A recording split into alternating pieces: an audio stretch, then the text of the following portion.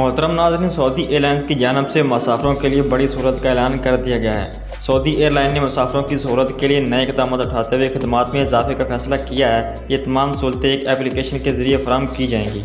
Saudi Arabian airlines ने जदीद technology की मदद से मुसाफिरों के लिए नई खिदमात का इजाफा किया है, जो स्मार्ट आलात पर एप्लीकेशन के ज़रिए मुहैया होंगी। अल सऊदिया शहरी हवाबाजी की दुनिया में जदीद तरीन तब्दीलियों संग चलते हुए जदीद डिजिटल खिदमात में मुसलसल इजाफा कर रही है।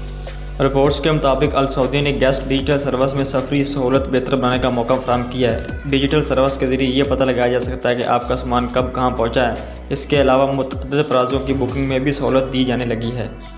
अल सऊदिया का कहना है कि पासपोर्ट के मुताबिक मालूमात की स्क्रीनिंग के जरिए मुसाफिरों के खवाफ का अंदराज तेज़ी से किया जा रहा है। मुसाफिरों को बताया जाता है कि एयरपोर्ट पर गाड़ी कहाँ खड़ी होगी। इसके अलावा साबिक़ खिदमात के साथ नई खिदमात भी मुसाफिरों को मुहैया होगी। रिजर्वेशन, टिकट खरीदने, ऑनलाइन अदायगी, क्रेडिट कार्ड्स का खुद कार सिस्टम के जरिए इस्तेमाल, सफरी कार्रवाई तेज़ी से निपटना, बोर्डिंग कार्ड का ऐप में अंदाज, रिजर्वेशन वगैरह से मुतल्लिक तमाम मालूमात का असूल और रिजर्वेशन में हिजरी तारीख के इस्तेमाल की सहूलत भी दी गई है।